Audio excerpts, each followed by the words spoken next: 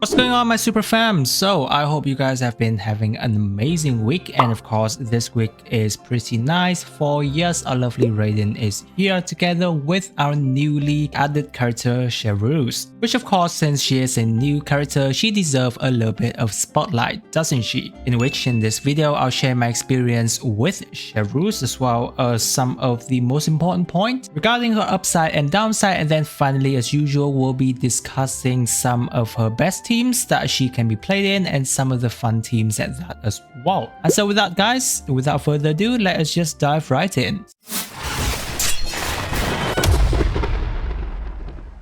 So well, if you guys have been following Chevreuse for quite some time, you know that she is a pretty special character. However, her constellation, especially at C6, is pretty good as well. Which is why, yeah, even though I'm not pulling for Raiden Shogun, and of course I don't have Yoimiya yet, but I also don't have any intention of pulling for her so that I can save for Xinyan, I however kinda tried to get a C6 Chevreuse. However, the pulling experience kinda went a little bit like this.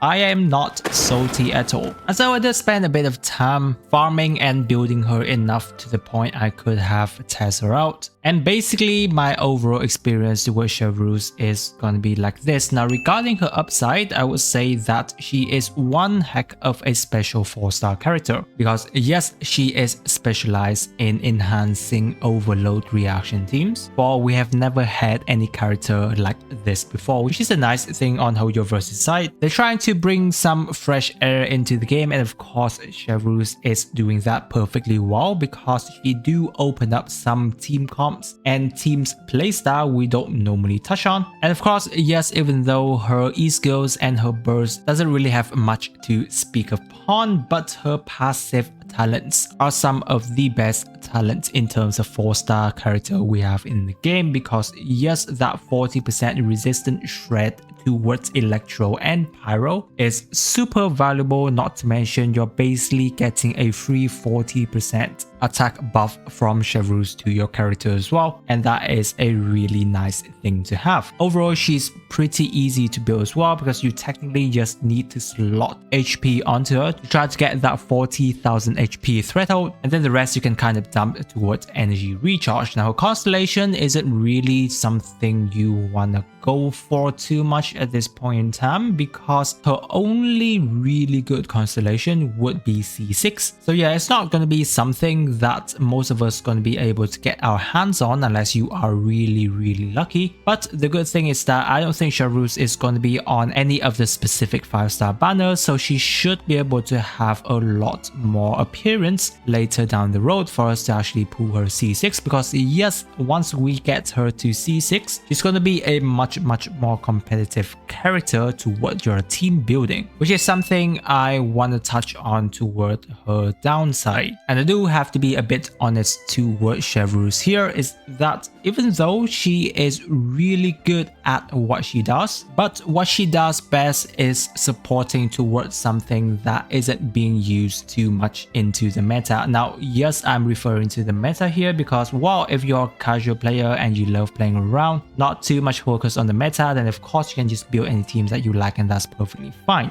But as we have known, overload is not a competitive elemental reaction. But not just that, regarding some of the teams that Chevreuse is able to be in, which we'll touch on a little bit, there are already of course teams that are many times better than Chevreuse's team. All the characters that are usually going to be appearing on Chevreuse's team is generally much better off being built into some other elemental reactions, you know, like Overvape, Hyper Bloom, Aggravate, and all those kind of things. And that is the biggest downside toward Chevreuse, is that even though she is not bad, it's just that her teams are generally gonna be, you know, like the second or the third options you would be considering when you're building around a team. And therefore, apart from the fact that we're just going to be having fun building a little bit of different team to get some fresh air in terms of team building in Genshin Impact, there's not too much she can offer towards the competitiveness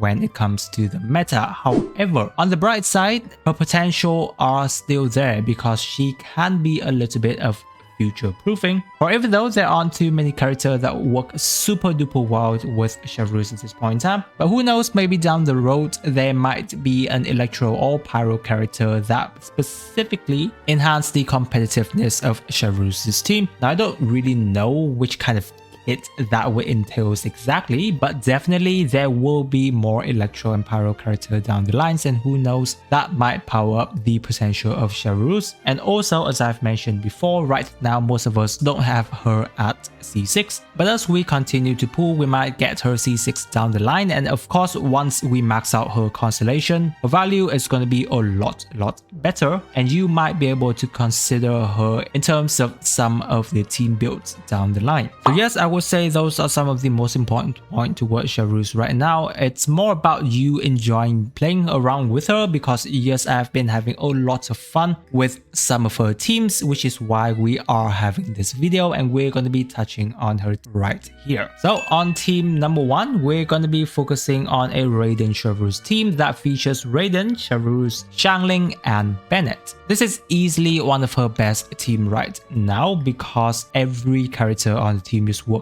really well with each other, especially Raiden Shogun. Her 100% Electro application makes it so much easier for us to trigger Overload, therefore activating her first passive talent. And of course, as we've known, Raiden Shogun is going to be the driver or the on-field character here for us and doing the Electro and Overload damage most of the time. Of course, there is going to be Xiangling too in terms of Pyro application. Just a little bit of a downside of Chevreuse's team as well is that most of the time the 2-slot character on Chevreuse's team is already herself and Bennett, therefore that already comprised of 2 Pyro character. However, normally if you try to have 2 Electro characters in, we're not going to be having enough Pyro application in order to trigger Overload. Therefore, many of the time we'll need at least 3 character on Chevreuse's team, and then the last slot is going to be an Electro character, which is why Xiangling is the perfect character here in terms of Pyro applications. Now, if you want an absolute free to play options, and of course we can switch official with Raiden, this team still works absolutely perfectly, and I would say it does pretty well as well. Obviously not as good as if you have Raiden Shogun, because we're relying everything toward Oz to do the Electro application as well as the Electro Overload damage as well. But considering the fact that Oz does have 100% uptime, you can consistently use this team pretty well. Another team options if you don't want to use Xiangling is either we're going to be having a Pyro Bow character or a Pyro Catalyst alongside with Bennett, Chevreuse, and last slot is going to be an Electro character. Usually it will be either, you know, like Yaimiko, officials, any other Electro character that have good Electro application is pretty much fine. So yes, you can see I'm having a bit of fun playing around with Klee here, and it is pretty nice. She's blasting everything around, still pretty good if you want in terms of free to play option. Obviously Yanfei is going to be there for you as well, or yes, Yoimiya is a perfect character here too. But yeah, many of us know in terms of her knockback issue, so you do have to kind of dodge a lot if we are using Yoimiya. However, there's also a third options, but that is more of my personal preference, is that we're going to be using a Pyro Kuching. Well, yes, very rare time when we actually have a Pyro Kuching, but yes, I just feel that with the introduction of Chevreuse and a Kuching main like myself, I feel that Pyro Kuching can be a little bit more popular, but yes, she is the perfect driver here in this team. Now, as we have mentioned, since it's Pyro Kuching, we can't build her around with Pyro Goblet. However, we do need a Bennett as C6 here because we are relying on Kuching to have Pyro infused and easily trigger overload reactions with your other Electro character. This, I would say, is one of the few team alongside with Chevreuse that you can actually use 2 Electro character with 2 Pyro, because yes, Kuching is going to be having her normal attack as Pyro, and alongside with character like Yaimiko, you can drive this team pretty well. So I would say Chevreuse does have quite a lot of option going around, because yeah, you only need to kind of